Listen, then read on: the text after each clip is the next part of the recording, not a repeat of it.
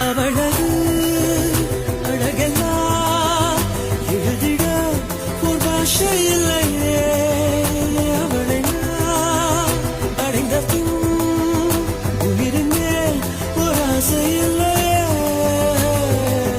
பூவாடை கொண்டாடும் தாய் பூமியை பார்த்து சந்தோஷம் கொண்டாடும் என் காதலை பார்த்து கொண்டாட்டம் கொண்டாடும்.